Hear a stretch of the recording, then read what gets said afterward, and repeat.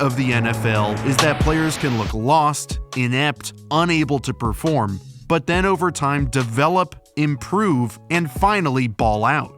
Early on, the player can have certain tools that keep them afloat, but lack others which present glaring issues muddying up their future.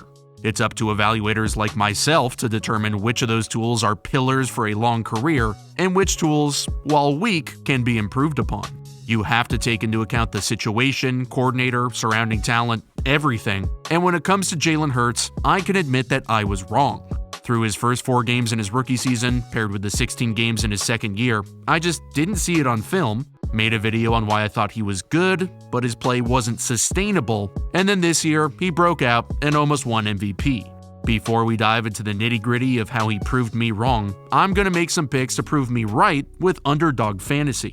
They are a fantasy football app that I'm extremely excited to work with since I've been using them anyway for the last several years. Their games that I've been playing the most recently is their pick'em games, where you select 2 to 5 players and bet their over-under stat for that game. You pick 5 and win, that is 20 times your entry in just one night. You can choose any game as long as it's on the slate. I'll take Mixon getting fed, Purdy to kind of struggle picking up yards but still feeding Ayuk against the Eagles' soft zone coverage, and of course, Chase torching the Chiefs for a tud. Any picks you want to make, you make them. And if you put in 5 picks to 20x your money, with $50 you win $1,000. As long as you choose any player in the slate, you can play whatever and whoever you want. It's easy, it's simple, you can win a lot of money. Use my promo code Rollins to get a match deposit of up to $100. So you put in 100, it instantly turns into 200. That's promo code Rollins. So looking back at what I've gotten wrong on Hurts, it's centered around his inability to stay in the pocket. He was constantly scrambling too early before his receivers had come wide open late in the down. He had the longest time to throw of any quarterback in the league, meaning he was holding on to the ball forever. And my worry was that when teams could take away the Eagles' run game and keep him in the pocket, his entire game would fold like a house of cards. I based too much of my evaluation on the Tampa Bay playoff game, where they were able to take away the run game. The Eagles fell behind so they couldn't run play action to scheme guys open. Basically, when Hurts had to be more of a typical quarterback inside the pocket, he looked completely lost. After his first read wasn't open, he'd take off and scramble, and the Bucs defense was just too fast to let him run around and make plays. This year, however, he's improved tremendously from inside the pocket, much more than I thought he ever could. His in-the-pocket yards per attempt jumped from 7.2 to 8.8. QB rating has jumped 24 points, and when he's getting rid of the ball under 2.5 seconds is when he's at his best. That tells me he's improved from the pocket and has a better command of the offense to where he's quickly distributing the ball instead of playing reactionary football. His pre-snap to post-snap processing has gotten way better, where here they're running 4 verticals, which can change a lot based on the defensive coverage. If the Titans are playing 1 high safety, the inside verticals will stay up the seams to put that safety in a bind. But if the Titans are playing 2 high safeties, those seams bend inside to attack the middle of the field. If Hurts doesn't properly decipher this coverage and can't anticipate where the safeties and linebackers are each playing, he wouldn't have been able to rip this up on time. The Titans are playing 2 high safeties, but Hurts has to first wade through some confusing pre-snap indicators. When both linebackers are stacked inside to create room for a safety to come down, that usually means he is coming down and he's trying to show Hurts he is. When the nickel corner is leveraged inside of the slot receiver, that's kinda tricky because it either means he's trying to funnel the slot to his safety help outside of him, or that he's blitzing, since you wouldn't want to be blitzing outside of the receiver to cross his face to get to the quarterback. And if he is blitzing, that'd also mean the Titans are playing 1 high safety, since the strong safety would need to come down to take the nickel's man. Additionally, the boundary corner tries to back off as if he's dropping into a deep third. So basically, Hurts has to take all this into account to determine where he's throwing and what the route will be converted to. At the snap, the Titans drop into Tampa 2 zone with the Mike linebacker playing the deep middle to guard the gap up top. And since Hurts knows that the weakness in Tampa 2 is the space away from the Mike backer, he quickly determines it's 2 high safeties and he needs to throw to this vertical. If he was confused and thought it was 1 high where his receiver would stay up the seam, if he throws it there, it'll get picked, but now he's able to instantly anticipate and makes a clean, accurate throw. The last 2 years he's relied on beating teams with his athleticism, but now he's gotten way better at beating them with his mind. This is the empty cover zero rain defense we keep talking about, where the defense puts 6 defenders on the line to overload your 5-man protection. Everyone is in man coverage, no safety help, but the difference here is if you run a quick little slant, if a pass rusher gets blocked, he'll slide back into that window.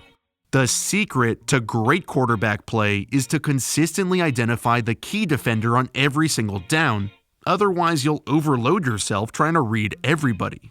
Hurts is good enough that the Eagles can kind of break the rules of pass protection. He knows he wants this quick curl route from Quez Watkins. So to punish the Giants for playing cover zero, he slides the Eagles 4 for 4 to the right to protect that side, then has Jordan Mailata lock out on the edge.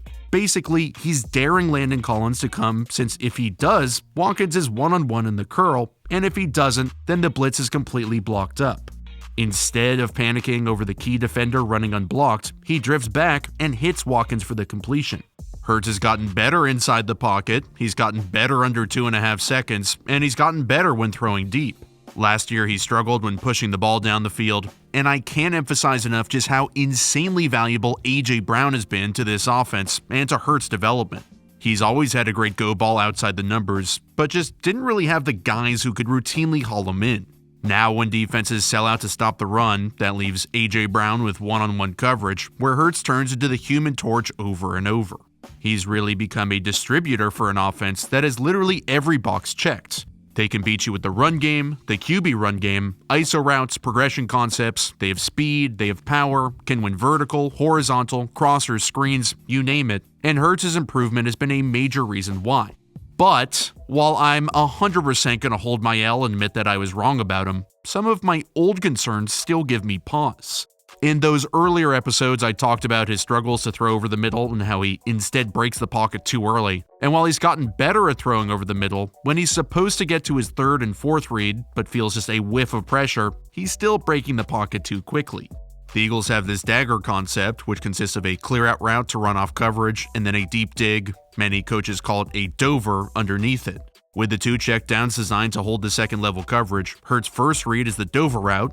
Not sure what he doesn't like about it. And look at this pocket, there is all day to throw. He gets too sensitive to when just these little bits of white jersey flash in his face, and he takes off to run here with Devontae Smith coming wide open.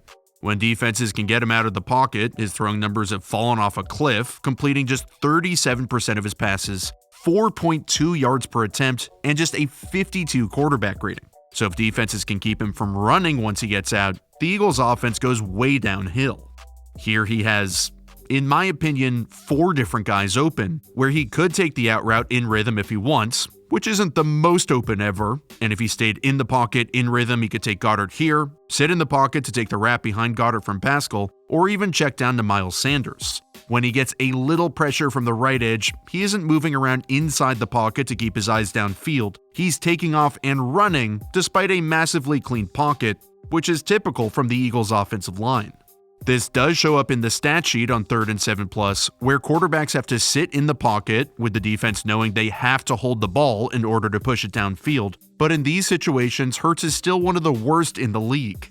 Instead of reading the key defender to determine which of the curls comes open, he once again has a super clean pocket, but tries to take off to run, which immediately gets him into trouble. I still see flashes of those same quarterback worries I've seen on tape his entire career, and I'm not going to try and cover my own ass and pretend I wasn't wrong, because I was. Man's been incredible. Unbelievable, really. But I'm also not going to lie to you guys and pretend that there aren't still issues on his film that also show up in the stat sheet. These problems might not pop up this year. Philly could very well win the Super Bowl, but I think a lot of these areas are masked by how insanely talented this Eagles offense is. They have everything. As I said, every type of skill guy you could want, power, speed, everywhere, the best offensive line that creates tons of time for Hurts to sit there. I could see these issues popping up in the future when he gets paid and some of this talent dwindles around him, but at the same time, he's progressed so rapidly, he could once again prove me wrong again.